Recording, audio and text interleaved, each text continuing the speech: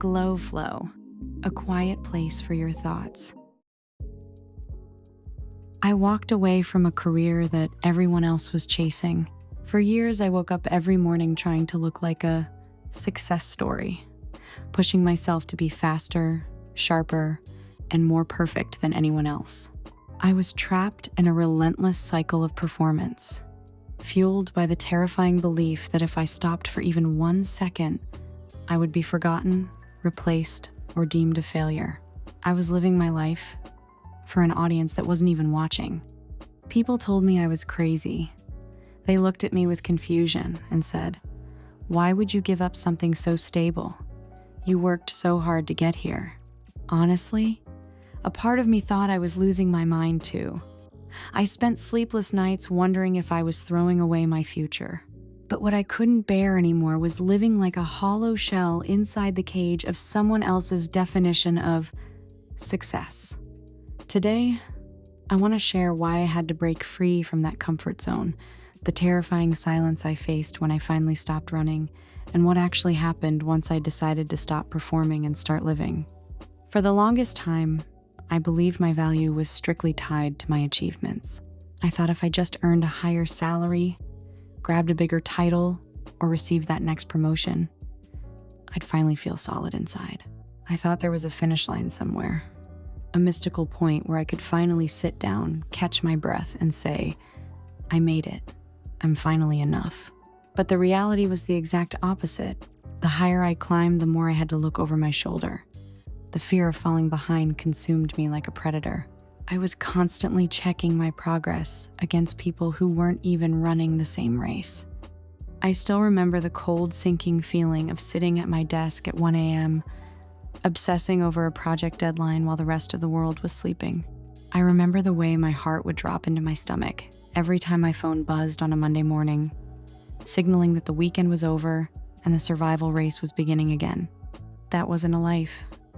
It was a fight for survival. I was sacrificing my present moment, my mental health, and my joy, all for a future that never seemed to arrive.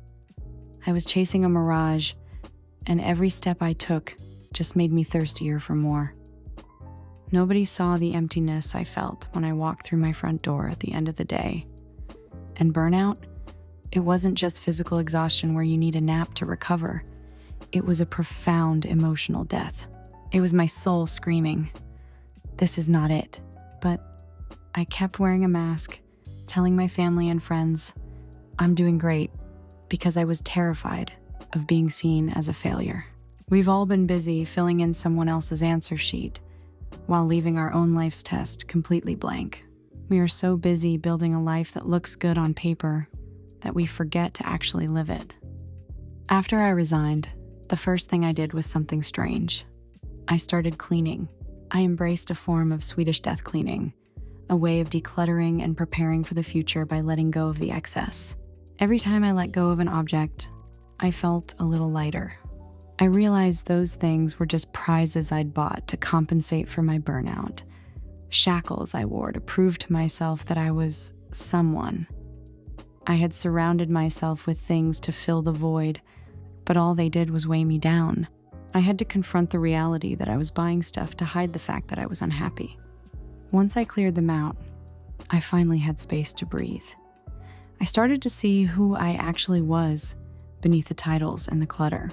By clearing out the space filled with other people's expectations, I finally made room for myself. I realized that my worth wasn't something I had to earn. It was something I already possessed. It was always there, waiting for me to stop running so I could finally recognize it. My life is much slower now. My income is smaller, and I'm definitely drifting away from what society calls success. But strangely, I feel wealthier than I've ever been. When I lived on society's clock, I was constantly behind. But now that I live at my own pace, I've realized that being a little behind is perfectly okay. In fact, it's a relief. It's an act of rebellion. I no longer wake up to meet others' expectations. I ask myself, what truly brings me joy today? This is the real success I was looking for. Not being ahead of anyone else, but existing entirely as myself. I still feel anxious sometimes. The world still moves at a breakneck speed, and it's easy to feel like I'm missing out. But there's one difference now. I don't let that anxiety swallow me whole. If I'm anxious, I sit with it. I acknowledge it.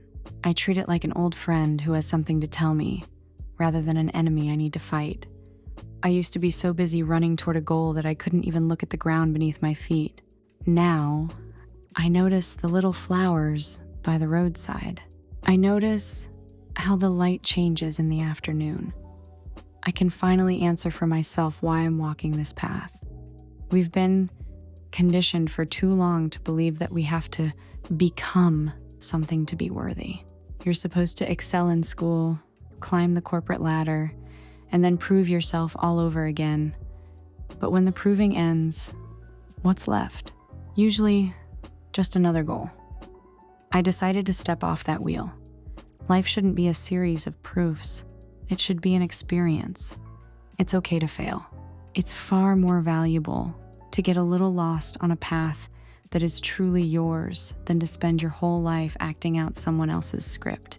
I don't want this to sound like I'm telling you to just quit everything tomorrow.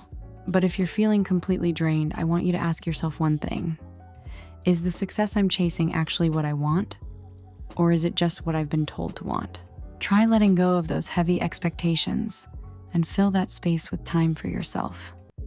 You'll be surprised at how much easier it is to breathe when you aren't carrying the world's weight on your shoulders. I spent my life trying to satisfy the expectations of others, but now I'm choosing to be the owner of my own life. I know this path won't always be smooth.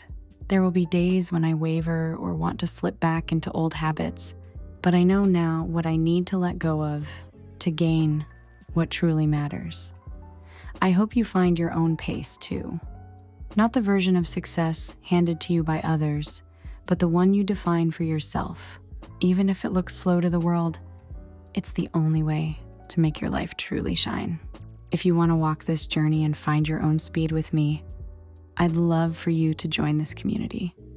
I'm here to listen, to share, and to grow alongside you. Let's learn how to walk this path slowly and honestly as ourselves. Thank you for listening to my long, quiet confession today. I truly hope your day is a little more peaceful than the last. Stay true to your own flow.